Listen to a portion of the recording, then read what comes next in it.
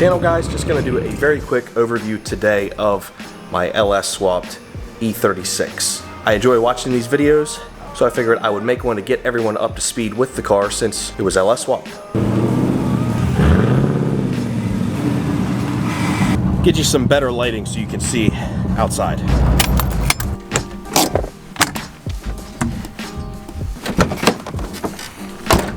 So this is my 1994 325 IS. It is not an M3, though it has everything that an M3 has and more. So we'll start with the most important part, obviously.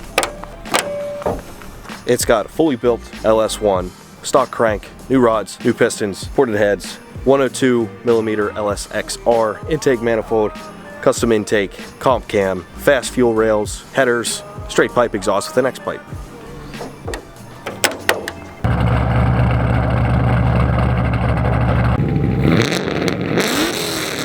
Now running the LS1 is the Holley Terminator X. Super nice plug and play. I think I did a good job on the wiring. It all looks nice and hidden. You can't even tell that it's there. And it works with the digital dash that's inside. Paired with that, we do have the T56 Magnum F and an aftermarket clutch setup.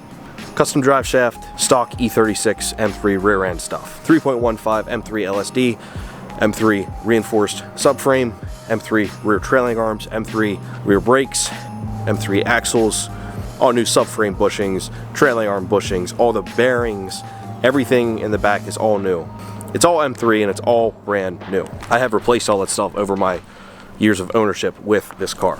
Engine mounts, control arms, ball joints, control arm bushings, and suspension wise, this car is riding on TRM coilovers with adjustable camber plates and adjustable dampening built in front and rear. They are pretty stiff though, and that takes care of the drivetrain.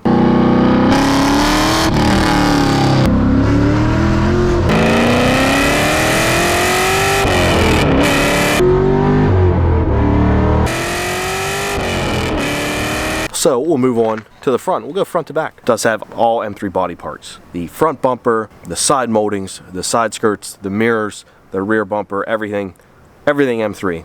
I should have just bought an M3 actually instead of the 320. That's all I could afford at the time, you know? You live and you learn. So we have depot glass headlights, LED bulbs, and those, the smoked corner lights, Advan carbon fiber hood with the aero catch latches, love those things, fog light deletes, and just black M3 kidney grills. Fitment Lab Phase 2 over fenders. I installed these myself, made a whole video on it, front and rear. It was a lot of work, but it was worth it because it gives you width and stance, and they just look really good and clean in my opinion. And then these are all bolted in with riv nuts. I did these about 7 inches apart just to make a clean custom look. Stock M3 side skirts, and then we have the DTM Fiberworks carbon fiber side skirt extensions. Love those things. They fit really well and they look amazing. They tie in with the other carbon fiber bits on the car. Motorsport badges on the moldings. Then I have a full carbon fiber sunroof delete. Sunroof wasn't working. I figured I as well delete it, make it lighter. Takes out a ton of weight from the top of the car, which is where you don't want it. Then we come back and obviously the same Fitment Lab. Rear's a little bit wider than the front, but again, space these out evenly to match. Really happy with how those came out. It really transformed this car. I didn't want to cut this car up. It's not rusty or anything, but now that it's done, I'm glad I did it. M3 rear bumper, clear tails,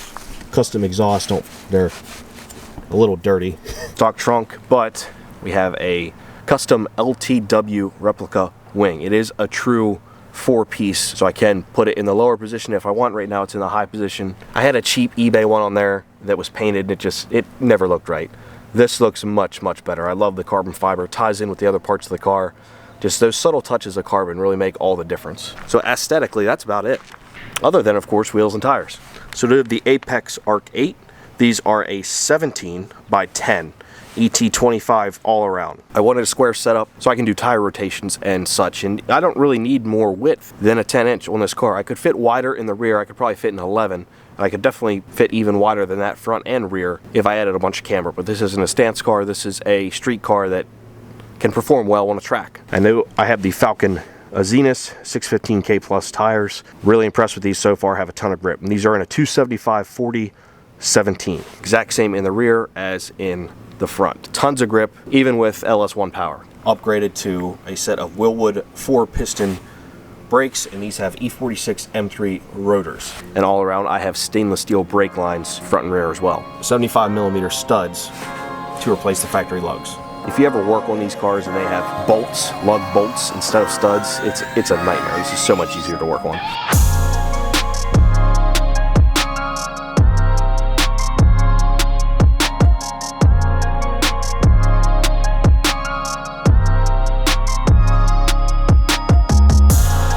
So now join me on the inside. Inside is not complete yet. I have a lot of the stuff done to it, but I'm missing some pieces that I'm having trouble locating. So we'll start off with the good. Basically factory E36.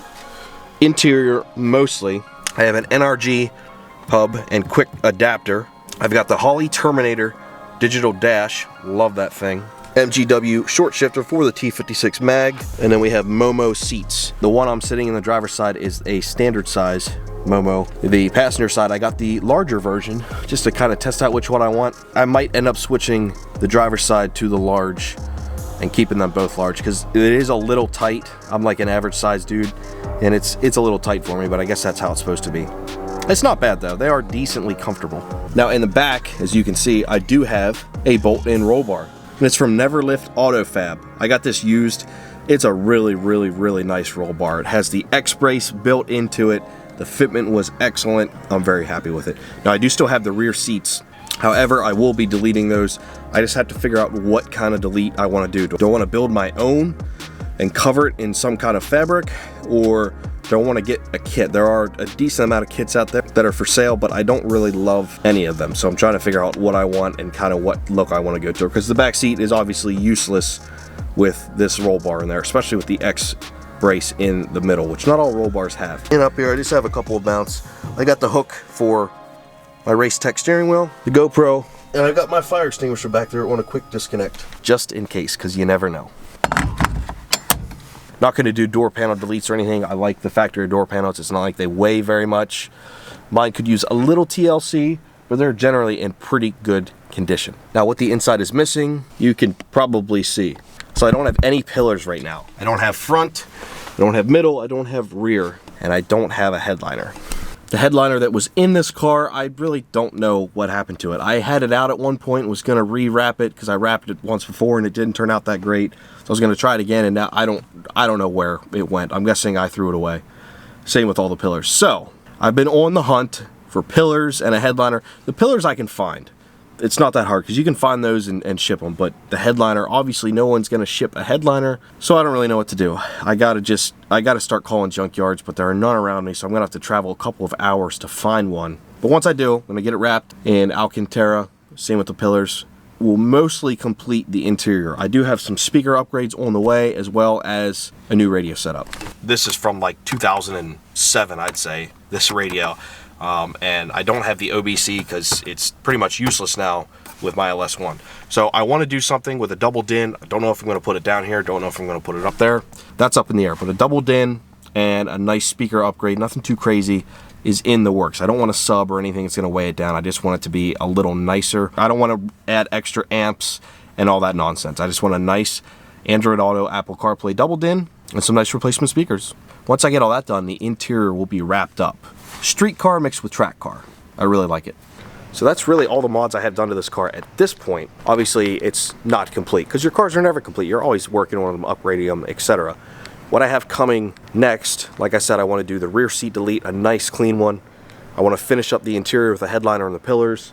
And then on the outside, I'd like to get some kind of front lip, probably an adjustable one, change that up a little bit, and then I want to get a respray, a full respray. Keep it the same color because I love Hellrot red. I don't even like red cars, but I like this car in red.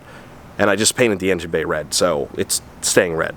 I want to get a full respray, make it look really nice and fresh. There will be some motor work coming. I do also want to fabricate or have someone fabricate my own intake because the intake that is on here, it kind of just sucks up a bunch of heat. So that's next on the list as well.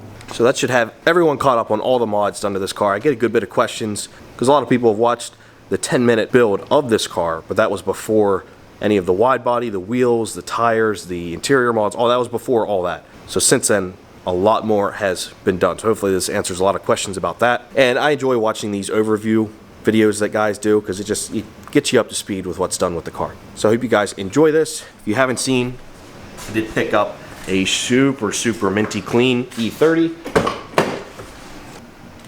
That is the next build on the channel. And the engine is already sitting right there. So I hope you guys enjoyed this video. Thanks for watching, and we'll see you in the next one.